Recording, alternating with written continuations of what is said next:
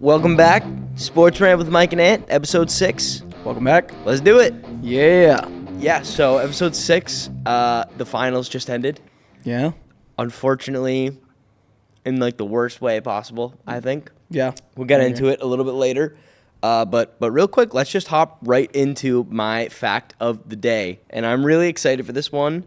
I kind of had a loose idea of what I wanted to do. And then I was trying to look it up. I couldn't really get the facts that I was looking for. And then I found this website. So my fact of the day is just that this website exists. Okay. So the number 6, what do you think of when you think of the number 6, if you had any guesses? Drake. There you go. Oh, is that? Part of me was thinking like, oh, maybe I'll look up pick sixes, like who leads pick sixes all time. Deron Bland just recently had like the record in the season, which is crazy. Mm-hmm. Good for him. Was that last season or the season before? I think it might have been the season before. Season before, yeah. And then I don't think he had any last year. Was he hurt? Did he have a big injury last year? I don't remember. He's kind of bland, hence the last name. Yeah. I see what you did there. Except he wasn't that 1 year. I mean, so I looked on the all-time list, and he had 5 in the season, and then I looked at all-time, and he had 5 still. So I don't know. Maybe he didn't get one last year. Well, I actually think they compare him to like kind of Trayvon Diggs, where he gets a lot of interceptions, but the coverage skills aren't that great. Like gives up a lot of chunk plays. So. Yeah, ball hockey. You see that sometimes. Yeah. Still an impressive move, but that is not my fact. My fact is Drake related. I tried to do a couple things. I tried to look up the Raptors record when he's in attendance. That was a little harder to piece together than I thought. I tried to look up just his attendance for the 2019 championship season. Mm-hmm. Wasn't getting like the most reliable answers ever. And I stumbled upon this website, fact of the day, episode number 6 for Drake, who's from the 6, who's running through there with his woes. You know how that shit goes, right? There's a website called, just type in thedrakecurse.com. Yeah. You know about this? Yes, I know about this. And it's all about his sports gambling history. You get there. A decade-long meme claimed rapper Drake could curse sports team and athletics. In February 2022, he started making $35 million worth of outlandish sports bets. Is he beating the allegations? And then it just goes. It's just this crazy track of his history. It's showing like recent bets, old bets, just anything that he's made public. It has all these statistics. It says Drake's currently not cursed. He's up 1.16 mil all time. And then you scroll down, it just has all these facts. And then it says Drake has lost $2.98 million betting since Kendrick Lamar released Euphoria, April 30th, 2024. Which is it puts it all into context. It goes over his biggest wins, his biggest losses, his runs. It's incredible. It's a fascinating website. Check it out. Kendrick got into his head, man. I know a lot of people have their opinions on the whole beef and situation, but it's funny because the Drake curse is definitely a thing. It's been a thing for a while. Mm-hmm. He posts on Instagram every once in a while, or like a good amount of times when there's a big series, big game going on. He's always posting like what his bet is and how much he bet, and it's like an absurd amount of money. And he has hit the last couple times. So they say, I think he's had 9 curses of where he bet on a favorite and they lost. And I think 3 of them was like the same USC guy. I think Alex Pereira. I'm trash. I don't know how to pronounce it. But isn't Ohtani a gambler? Whoa. Get Mike started on this. I heard him talking about this the other day. Go for it, Mike. I heard some tea, but Mike, tell me. Enlighten me, Em. What did you hear? Yeah, what did you hear? I don't even know if I can talk about it like on air. Is it fine? I don't know. Yeah, go. So somebody I know worked with him on a shoot, and that's cool. They said like right after was when all that stuff went down with him and his translator, his goon. I don't know. His interpreter, his interpreter, his translator. I thought it was like his best friend, who's also his assistant, that then stole money from him. But people say that he's just covering up for Ohtani.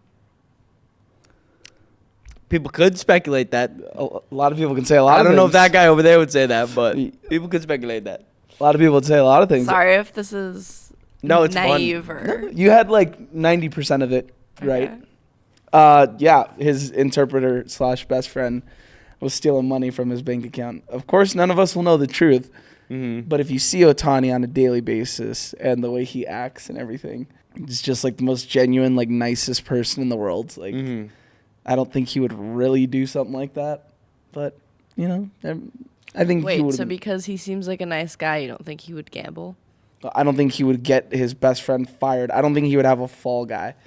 I think he's just way too respectful to do anything like that. But, I mean, I don't know all the facts. And I think also if he was actually doing what he was, or what people speculated he was doing, I think the truth would have came out by now. Was he gambling? Was the translator gambling on Dodgers games, or? I think he was like all sports. All over? Okay. Yeah. And he stole a total of like $4 million from like Shohei's bank account. Damn. That's not something like you joke around about. But at the end of the day, what even is that? Like, how much is Shohei making? Baseball is one of those sports, right? That's gonna be me with the sports rant funds. I'm embezzling. Yeah. 4 0 mil. times 0 is 0. All right, you guys heard that here first. M is, if we ever... She's embezzling. Embezzling.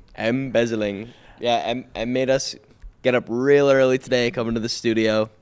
So I was thinking of calling her Emperor Palpatine. Yeah. He says that as if I love to also wake up early. I'm like, this was my first choice. She said, get up at 6 in the morning. Do it.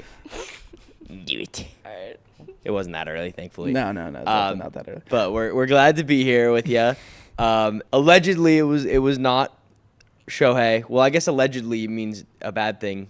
Allegedly, Shohei was involved and whatever, but it was just the translator, you know? He flew a little too close to the sun. And here, let me actually also add on to that. Because I think it's important that maybe not a lot of people know this. Shohei's interpreter was kind of like a low-key, quiet guy. Like, nobody knew much about him. Nothing. Everybody knew his name, Ippei Mizuhara. But a lot of people within the Dodgers organization, I've heard this been said. I'm not going to say who. I'm not going to drop any sources like that. But a lot of people that are very attached and close to that situation said, like, that dude sucked. Like, nobody liked him. The assistant, the translator. The interpreter, or the translator. A lot of people didn't like him. He was kind of a sleazebag a little bit. And he would, disassociate Ohtani from, like, the team and his teammates and the organization. So, yeah, and that sucks. So it kind of seemed like he maybe did do it then. Yes. Okay. Yeah. And that sucks because talk about what a sweet gig he had. Mm-hmm. You know? True. He's just like in the entourage, basically. They talk It's about like, what does he have to do? there's a lot of talk about what the greatest, most ideal position to have in pro sports would be. A lot of people say like backup quarterback. Yeah. You know, you make quarterback money, but you don't have to necessarily play, risk getting hurt, risk, having people think you aren't good anymore. You just kind of chill. But I mean, a translator for the greatest, the biggest baseball star in the world right now is huge, and he depends on you, and he clearly likes having you around. You blew it. That's a tough situation to just blow. You had everything like in your head, like you. Yeah. This guy was your best friend. Yeah. He trusted you. I'm sure he took care of him. Obviously. Like that guy definitely made a living like off that. Yeah. It's just like, hey, here, hang out with Shohei Ohtani. And don't gamble. I think gambling in sports from athletes is such a fascinating thing. It's always so funny when something comes up, and someone will get banned for or not banned, but get suspended for extended periods of time, and it sucks and it hurts their career, and people just are like, oh, you're gonna suspend him for gambling, and then in between every commercial for the game, there's a DraftKings commercial, Prize Picks, which is very valid. Remember Jonte Porter situation? That's the guy on the Raptors who was betting on his own betting on the Raptors to lose. That's Michael Porter's brother, right? Yeah, hilarious. Yeah. I mean, if you're gonna do it, that's how to do it. Like, I'm gonna suck tonight, and then that's in your control, you know. What about Calvin Ridley? You think he would like a second chance on not gambling and not getting caught? Yeah, probably because, and I mean, derailed his career. I mean, he didn't really win the bets, looking back, and then he lost his contract money. Yeah. I drafted him in fantasy league the year he came back from that, Mm-hmm. and my team name was the High Rollers because he was a gambler, and it was kind of risky to take him where I took him, and it didn't really fully pay off. I did win though that league that year. Shout out Brendan's league. Calvin Ridley helped me get a ring, somewhat. So sports players aren't allowed to bet. No. Okay. No, definitely not. But you said someone bet on themselves. Yes, they got screwed for it though. Like you can't.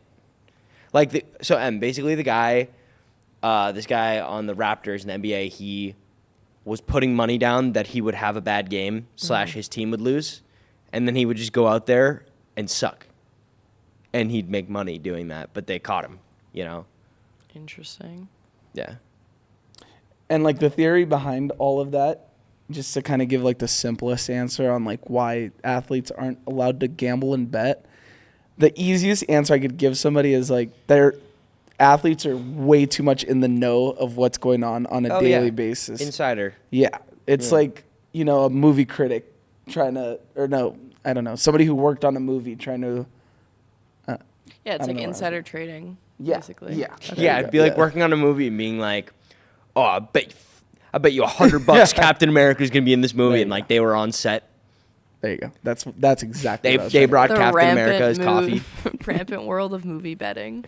They brought Chris Evans his bacon, egg, and cheese, and they're like, "Someone's telling me Cap's gonna be in this movie." All right, let's NBA Finals. We watched together at Barney's Beanery. Shout out Barney's. Barney's. We had a great setup. So happy. Sat down, watched this game 7. You don't get that. It's been 9 years. And just right in the first quarter, Tyrese goes down, torn Achilles. We'll see you in 2027. Sucks. So unfortunate. Yeah. I mean, he started off the game 3 for 4 with 9 points. He hit 3 threes. Yeah, he was going to take over. He probably would have dropped.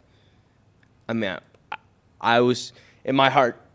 I say he's probably going to drop 40. And when he scores 20 or more, like the Pacers are like damn near unbeatable. Mm-hmm. There's like a stat where I don't think they lost a game in the playoffs when he scored 20 or more. Yeah, it's just you can't make it up. It can't get worse than that. It really sucks. Okay, so we watched the game together. Obviously, we had quite a few pictures of couple Cali creaming pitchers. Couple Cali creaming pitchers, and creaming it up. The bar was packed. Yeah. And people, obviously, Barney's Beanery, if you've ever been, there's a million TVs. You can't walk a square inch. It's a great sports watching. Yes. And I actually want to touch on that super quick because they have they call it like the shuffleboard, the mini table game with the sand. With the beautiful sand. Yeah. It had a little TV on it. Above it, and I just couldn't believe that. Like you can't go anywhere in this place without a TV, and I loved it. It was a great place to be for the game. The vibes there are great, for sure. Yeah. We want to live stream from there. That's eventually something that... We'll be in touch with Barney himself. If you're watching this, Barney. Yeah. Not the dinosaur, the restaurant owner. Big fan of your beanery.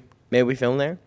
But anyways, the bar was packed. A lot of people obviously were very invested in the game. Yes. And who was the crowd predominantly rooting for? Only rooting for the Pacers. I honestly did hear a few OKC fans in the back. I heard them, and I was like, they kind of felt like ashamed to root for him because like the whole bar, like every three-point attempt, every layup, every dunk, like it was like crazy. It was like a home game for the Pacers. Honestly, you might have saw a Thunder fan or two, but you also saw a Celtics fan. So, yeah, luckily I was very invested in the game. I was gonna chirp that dude. I was gonna he's walking by, holding his plate of nachos, wearing a Larry Bird jersey. I'm like, dude, he's having his chos. Like, you're lucky you're in Burbank wearing a Celtics jersey. Wear that in anywhere else, and it's like I wore my Tatum jersey after our session. I wore it to the cantina. Yeah, the Taco Bell cantina on Hollywood Boulevard at like 11:30 at night. Bro, everyone knows that's where you don't want to mess around, I was a little scared though. I looked down. I was like, oh shit, I'm just like wearing this. But I mean, people are pretty chill most of the time from my experience. Well, yeah, they in Burbank. Yeah. You keep to yourself, you know. Yeah. They might say a couple things. Tatum's a goat. Yeah. Who? Who? Yeah, we'll get into that in a second. I have a lot of things to say about that. Oh, I bet you do. Okay. But yeah, finals. Who the hell wanted to see the Thunder win? Not me. I don't want to be disappointed with the outcome of this as much as I am because of the fact. I don't want to be, but I am. But I don't want to be. It's weird though, because if it was another big market team, if it was the Warriors winning, the Celtics winning, the Knicks winning, I would be more pissed if they had beaten the smaller market team. Yeah. I would have been like, nah, like I don't like that. Like, not as exciting. The fact that it was two smaller markets, obviously one was probably a little more likable than the other. You could say that. Yeah. But it's cool to see Oklahoma City win it. I think it's really interesting when, you know, we go further down the line. I know people have already stated their opinions on this, but you compare this big three of this Thunder team to the one, you know, with Russ, KD, and Harden. It's like, well, they're worse. I don't know.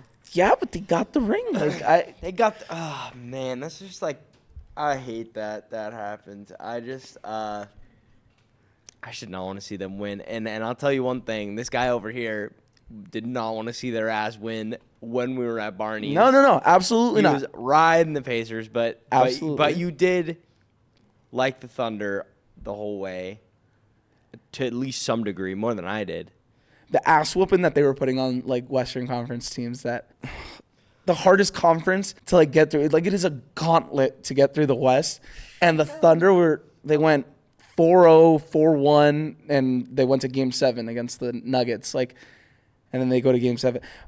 But real quick, to touch on the game in this series, if Tyrese, I think we're both in agreement, as a majority of the world is, if Tyrese doesn't go down, and especially with how he was getting going and he was rolling, I think the Pacers win that game pretty much no problem. Yeah, and that's what sucks. It just feels like their offense was horrendous. Everybody talks about a fake ring, an asterisk ring, you know, a Mickey Mouse ring. Yeah,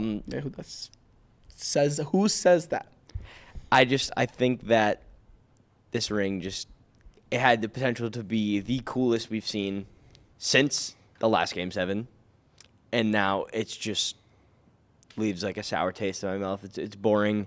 The Thunder got to play a team that lost their star, and they didn't even win that convincingly. They didn't look like the best team in the world in that Game 7. It just kind of seemed like they were beating a dead horse, and then the time ran out. They went on a little bit of a run, and that's all that happened. They did, and they showed some fight. But with all due respect, if your biggest threat on the other team is TJ McConnell. Yeah. And he was hooping, dude. He was. He was hooping. But the Thunder have so many defenders where he went on his little run, and then the Thunder just took him out of the game. Like they were just too good. And real quick, I don't know if you saw the Obi Toppin interview after the game. No. Okay, so you saw how upset I was at Obi the entire game. Yeah. One, because I may have placed a little bit of a bet on him on both of my 2 Game 7 bets, especially with how good of a series he was having, especially the last 3 games. I love watching him cook. Yeah. He's fun to watch. Okay, so anyways, he's in the locker room after, and you know, obviously everybody's emotional, as they should be. And he's sitting there saying the Tyrese situation kind of sucked the life out of. Yeah. He said his team at first, but then he rephrased it. He said, "You know what? Actually, I don't want to say that because a lot of these guys did play their asses off even after Tyrese. But I will say that it took it out of me. I don't know if you remember me, but I was so annoyed with Obi during the game. Yeah, because it was like the moment was too big for him. He was fumbling passes. He couldn't dribble. He couldn't hold on to the ball, yeah. He had like 3 turnovers from what I remember, and I didn't feel like he was on the court all that much. I mean, yeah, the Tyrese thing, you know, take your heart out of it. When you see a player like that go down, there's 2 ways you can take it. You can be heartbroken, or you can use it as fuel and motivation and lock the fuck in. Mm-hmm. And to an extent, there's only so much of that of your response that's like in your control. And I don't know. I feel like he probably is kicking himself about that. Like if he had another chance in this similar situation, he would have handled it differently or tried to lock in. But like, there's no way to predict. I mean, it just sucks that happened. That was the worst by far result of Game 7. I've seen people like saying this online too. It's like we have this Game 7. It's such a cool series. 2 great teams playing their asses off. What's the worst thing that could happen? Star player hurt right away, and then just like a whatever already conclude. Like the game's concluded at that point. But like the Pacers showed fight, but I mean, come on. They had a lead at halftime. Like they were. I know. But you could just tell like there's certain players, and I think that's why Tyrese needs a little bit more respect on his name. 100%.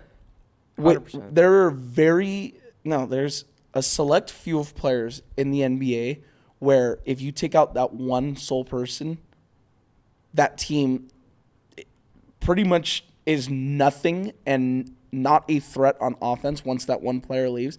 And Tyrese Halliburton, it just shows how valuable and how important he is to that team. Whether you look at him as a superstar or a star or however you want to view him or just a guy, he proved in this playoffs that he's a dude, he's a stud, obviously, and how crucially important he is to that team, that organization.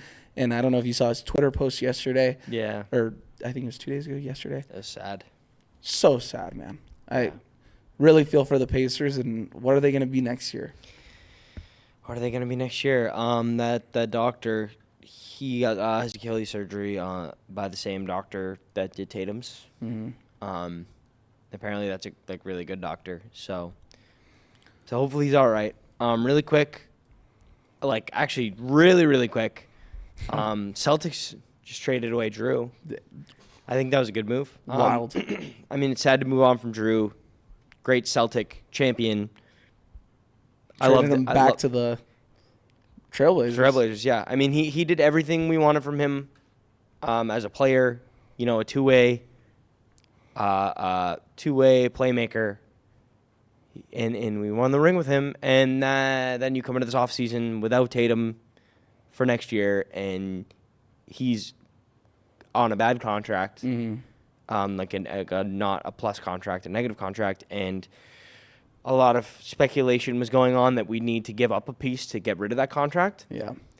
But Brad fucking Stevens, the genius, the mastermind, he gets rid of him, gets back 2 second-round picks, which isn't nothing. He gets Simons, I think. Simons. There's one M. I'll learn his name in due time. Oh, you will. I do like him though. And I'm glad he's 26 years old, plus player on offense. He can shoot the 3 ball. He needs to work on his defense a little bit. He's not quite a 2-way player, which is kind of I feel like somewhat of a standard that we have on the Celtics. But I mean, when Jason and Jalen are out there, they play enough defense to kind of make up for that. Derek White. And it's kind of like, if we get anything from him, great. If not, we moved on from the contract. I think it's a win-win move by us. And I love somebody named Anthony because my name is Anthony, and I think Anthony is just a really fun way to say my name. Yeah, it's just like Anthony. It's like good way to look at it. Yeah. I don't get what the Blazers are doing. I know this is the last year of Anthony's deal, and you don't want to lose him for nothing because I don't think they were going to be able to pay him. I don't really understand. Yeah, but do they think they can compete? Clearly, if you're trading for a veteran that you already had. I mean, Smart on... I don't know. They received a lot for Drew when they traded him to you guys. Obviously, it worked out for you guys a lot more than it did for them, but yeah, we'll see. Perplexing move by the Blazers. Really quick, we got a couple minutes. Let's do our top 5 current NBA players. I want you to go first. Go first. Okay. Top 5 current NBA players. Just to round out the episode and maybe say as like a farewell to the 2024-2025 season of the NBA. Okay, so real quick, I'm going to start 5 through 1. Mike's top 5. My top 5 consists of, and I'll go through it kind of quick. Number 5. Oh. Anthony Edwards. Ant is going to be number 5 for me on this list. Western Conference Finals back-to-back years. We obviously know the demon that he is. Really excited to see him grow even more as a player. Number 4 on the list, he is bumping down due to recent events. I have Luka Doncic. Ooh, okay. Luka, obviously, new fresh scene, new start. Need to see him play a little bit more defense. Not too worried about that, especially when he's giving you 28, 7, and 8. Whatever. He'll be fine. But he bumps down. Number 3 on the list, I'm going to go with Giannis. Giannis is a proven champion, proven MVP, Defensive Player of the Year, although I don't think he should have won either award in 2020 because Anthony Davis and LeBron were on a different planet and the Lakers won the championship that year. Giannis, number 3. Did you forget Jokic? Are you going to have him on your list? There's only 2 left. 2 left. I know you like SGA, and Tatum's got to be there somewhere. So yeah, two more on the list. Keep going. Number 2, and the reason why Giannis is number 3 is because of what this guy just accomplished this season. No doubtedly, there's zero argument now that this man is not a top 3 player, or he is a top 3 player in the league. Shai Gilgeous-Alexander, okay, current MVP, current Finals MVP, just won his ring, led the Thunder to the Promised Land, gives you 30-something a night, averaged 34 points a game in Game 7s this postseason, and number 1, Nikola Jokic, the best player on planet Earth. Yep, no doubt. Okay. Yeah, that's a fine list. Mm-hmm. That's a fine list. Let's hear yours. It's almost as good as my list.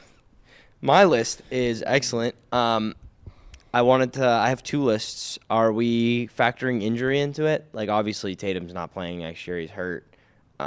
It's your list, man. Top 5 players in the NBA that you think. All right. I'll do my top 5. I'm gonna go opposite order. Is that confusing if I go top down? So I think 1 to 5. Yeah, I think it'd be more fun if I go 1 to 5. All right. Should I do the? Okay, my number 1 across, regardless of injury.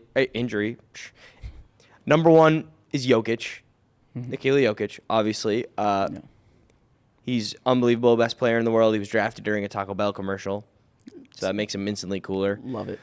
Yeah, he impacts the game in every facet. He's like exactly what I try to do when I'm playing with my player in 2K. He just does everything. Mm-hmm. Number 2, I have Giannis Antetokounmpo at number 2. He's still Giannis. Yeah. He's had a little trouble getting the team built around him correctly. He has Doc Rivers as the coach, and they brought Darvin Ham in the building. Undefeated in the in-season tournament, baby. Yeah, all right. Yeah, I mean, he's still such a beast on defense. He doesn't shoot the 3 very much, but he does like everything else. Yeah, he's so fun to watch. Top 2 big man in the league for sure. Yeah, love Giannis. Number 3, I have your boy Luka Doncic. Okay. Yeah, he respect that. He's the same way. He does everything on offense. His defense is give or take sometimes. Mm-hmm. But I think he's gonna take a little bit of a step up in LA on that California West Coast diet. He's gonna be having some avocado in all his meals, and I think he's gonna take a little more of a step up. Yeah. Okay, I'll do a non-Tatum list because Tatum's hurt, so this I guess could be going into next season. What?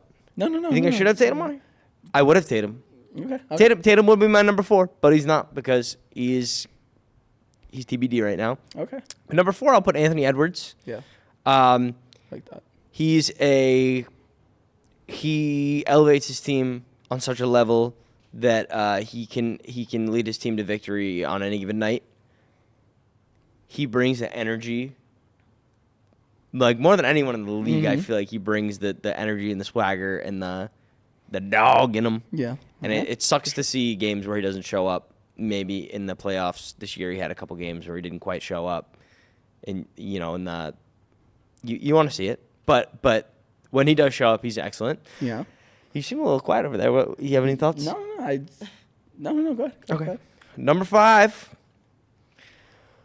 And I maybe necessarily don't even want to put this guy on my top 5 because of some recent history with my team. But I'll do it. I'll put Steph Curry. Number 5, Steph Curry. He still got it. He still shoots that 3 ball. He's still a big draw, big name. Steph Curry.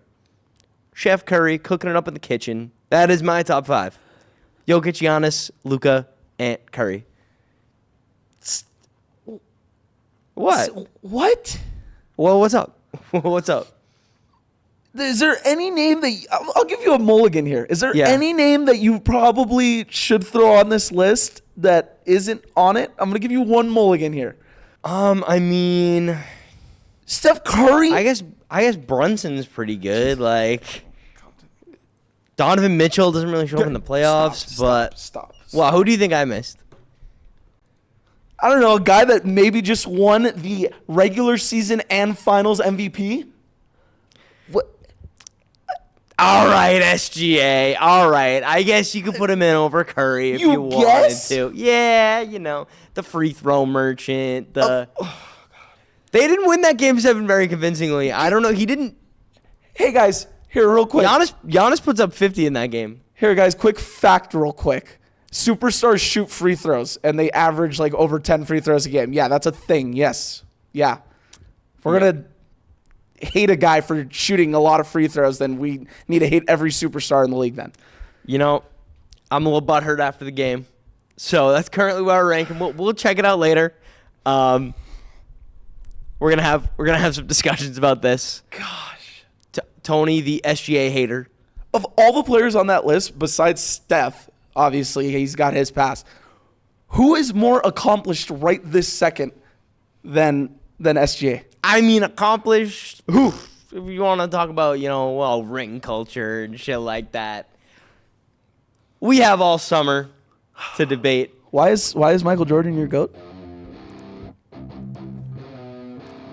Thanks for watching, guys. Episode 6. He's lucky. We'll talk to you later. Episode 6. Speaking of, he has 6 rings. Yeah, that's why he's the GOAT. Okay, ring culture. Huh? His rings all count. See you later, guys. Thanks for watching Sports Rant with Mike and Ant. Sports Rant is hosted by Anthony Russo and Michael Gonzalez. Produced by M. Wood and recorded at Third Wheel Podcast Studios in Los Angeles. Follow the show on YouTube and Instagram @SportsRantPod.